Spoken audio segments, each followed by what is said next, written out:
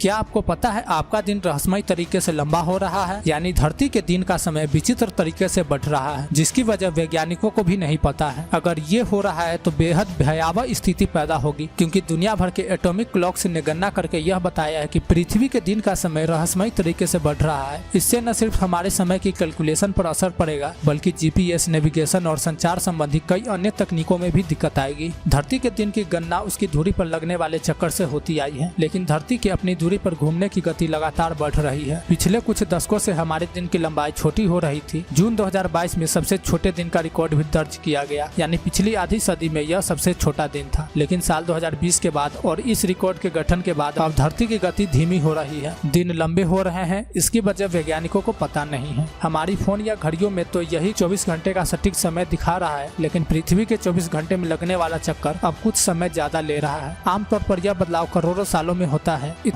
इतनी जल्दी नहीं। हालांकि वैज्ञानिकों का मानना है कि इसके पीछे की वजह धरती पर आने वाले भूकंप और तूफान भी हो सकते हैं। पिछले कई करोड़ वर्षों से धरती के घूमने की गति धीमी हो रही है। इसके पीछे चंद्रमा से निकलने वाले टाइडस का घर्षण है। हर सदी में 2.3 मिलीसेकेंड धरती के दिन के समय में जुड़ रहा है। कुछ करोड़ साल पहले धरती का दिन सिर्फ 19 घंटे का होता था, लेकिन पिछले 20,000 सालों से दूसरी प्रक्रिया शुरू हो गई, यह भी विपरीत दिशा में। धरती की गति बढ़ने लगी। ये बात है आखिरी हिम की, यानी आइस एज की। जब ध्रुवीय बर्फ के पिघलने से सरफेस प्रेशर कम हो रहा था, धरती का मेटल धीरे धीरे ध्रुवों की तरफ खिसक रहा था। ये ठीक उस तरह की गतिविधि है जैसे कोई बैले डांसर अपने घूमने की गति बढ़ाने के लिए अपने हाथों को अपने शरीर के करीब रख लेती है, ताकि वो अपनी धुरी यानी पैर पर तेजी से गोल घूम सके। हमारी धरती के घूमने की गति तब बढ़ जाती है जब उसका मेटल धुरी के नजदीक पहुंचता है। इसकी वजह से धरती का हर दिन 0.6 मिलीसेकेंड कम हो जाता है। धरती के एक दिन में 86,400 सेकेंड होते हैं। पिछले कई दशकों से धरती की संरचना और सतह के बीच एक संबंध बना हुआ है। अगर बड़े भूकंप आते हैं तो ये धरती के दिन की लंबाई को बदल देते हैं। भले ही अंतर कम समय का हो, लेकिन जैसे साल 2021 में जापान में आए 8.9 तीव्रता के भूकंप ने धरती के घूमने की गति को 1.8 मिलीसेकेंड बढ़ा दिया था। ये तो बड़ी घटना हो गई। इसके अलावा कई ऐसी छोटी घटनाएं होती रहती है जो धरती के दिन के समय को बदलते हैं, जैसे जलवायु परिवर्तन, मौसमों में बदलाव आदि।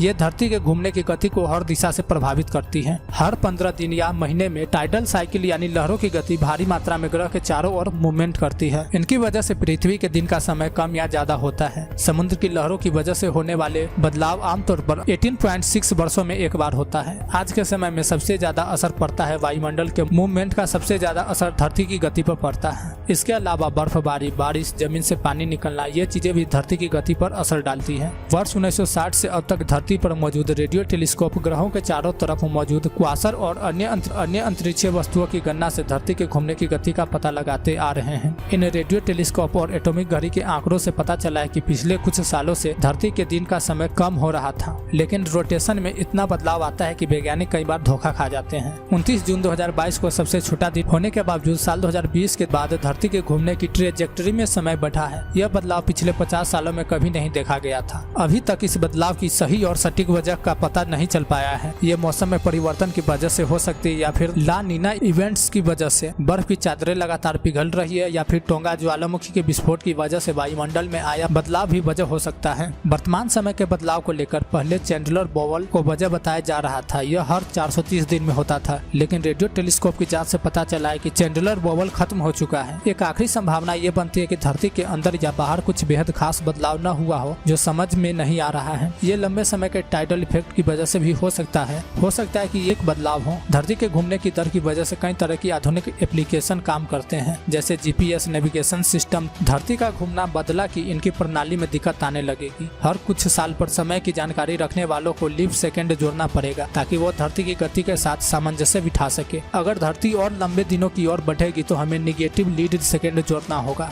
निगेटिव लीड सेकेंड को अपने समय के साथ जोड़ने को वैज्ञानिक सही नहीं मानते हैं। अगर ऐसा करना पड़ेगा तो पूरी दुनिया के GPS नेविगेशन सिस्टम को अपना समय एडजस्ट करना होगा। खुशी की बात यह है कि हमारे दिन में फिलहाल कुछ ही मिलीसेकेंड अधिक जुड़े हैं।